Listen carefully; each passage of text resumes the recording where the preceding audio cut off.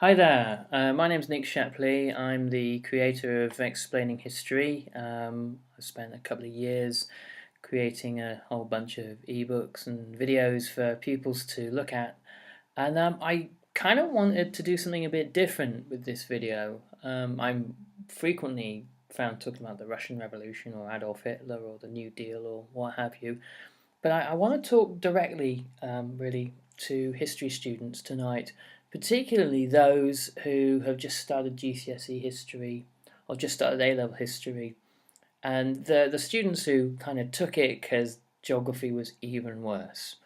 And you might be out there, you might be watching this or listening to this and puzzling over why you took history, what the point is, and why we learn all this nonsense from the past. Now, if you're in a class, unfortunately there aren't many of them, but there's a few.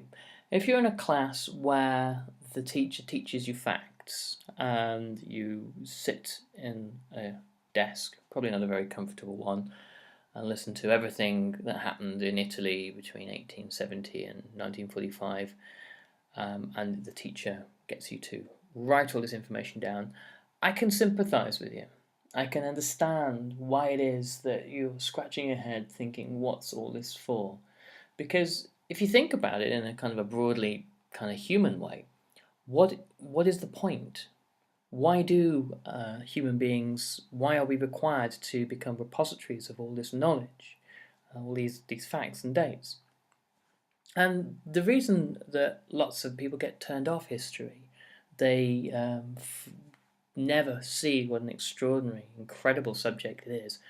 They never see what is truly transformational about it. It's because of this very process. So let's kind of do away with this one right now.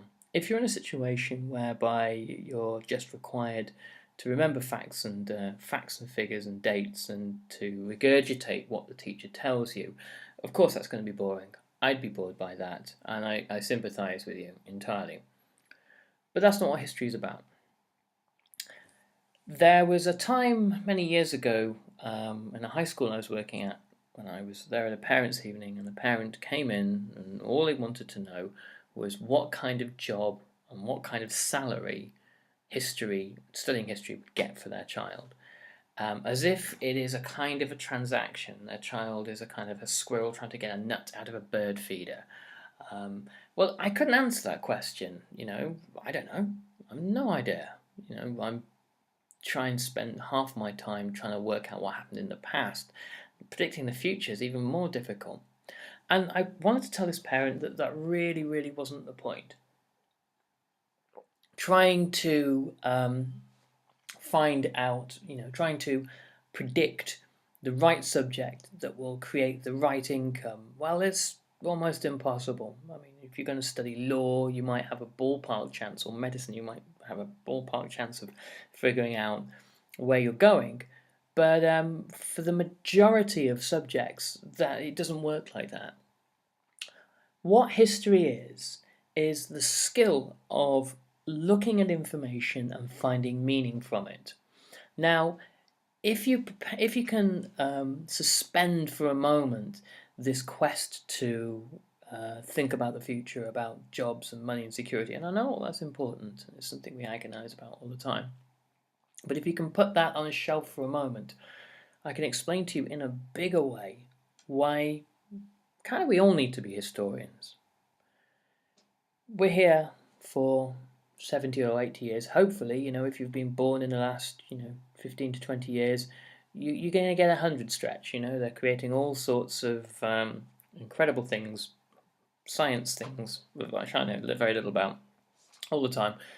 They're pushing life expectancy on and on and on. But even so, it's a flicker.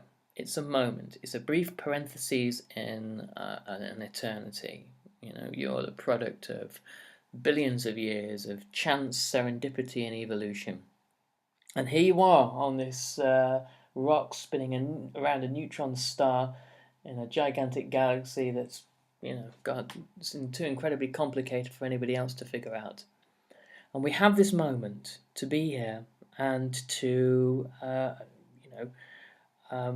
to learn, to try to understand, the people we are born as, the tribes we're born into, the stories that bind them together, that unite them, that divide them, that create the passions that drive people to create religions, to create genocides, to change the world, to shape it. The ground beneath your feet is history. The reality that you exist in is history. The social class you belong to is history. The religion you worship is history. The way in which men and women see each other is history. Gender, identity, consumerism, the iPhone in your pocket is history. The world that you exist in can be explained through history and the understanding of history. But the point that I was at earlier on was that the process of history should not be a kind of a downward hierarchical delivery of material from your teacher to you. Here is how the world is, go and deal with it. It doesn't work like that. It's not how it's meant to be. The purpose of history is to interpret the world, to give you the skills to think critically about the world. Now, once you can do that, once you can look at evidence and go, well, that doesn't really seem very likely to me. That seems more plausible. I don't understand why they did that. Perhaps we need to know more. Perhaps we need more evidence. Once you can do that, then, all the problems of careers and future and all that won't be an issue. Everybody in the world is looking for people who can work for them, who have the ability to think critically about the world. Money won't be an issue. Well, I know that's a big claim. Don't come back and see me in 10 years' time, but it shouldn't be, in theory. But beyond that, money and careers and your job prospects and all that, but aside for a moment, there is you only live half a life. You only have half an existence if you're unable to critically evaluate and understand the events around you. If you look at the TV screen and it's all just a frightening mystery, if you look at the internet and you see things happening in Syria, in Gaza, in the Ukraine, or in America, and it's incomprehensible and just something that is worth fleeing from, then really you're missing out on one of the great aspects of humanness, of aliveness, of beingness.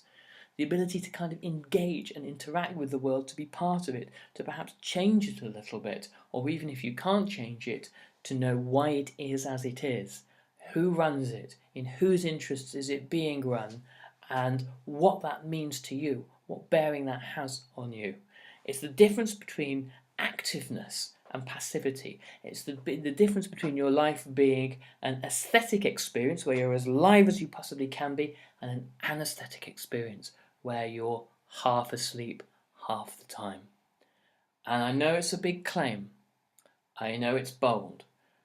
But if you give your life and soul to understanding history, to engaging with it, to being passionate about it, to connecting with it, to making it part of you, then it will give you back that and so much more. It will help you to understand the ways in which the world has been shaped by you and sometimes against you. Anyway, that's my little fourpenneth for this evening. Check out this channel in future. I'm going to be adding a whole bunch more stuff. Probably some more useful things than this. Probably some more things specifically designed to help you with your course. But I just thought that, if you're getting started in history and in the new term that's coming, these kinds of ideas might stir the blood a little bit. Anyway, all the best. Take care. Bye-bye.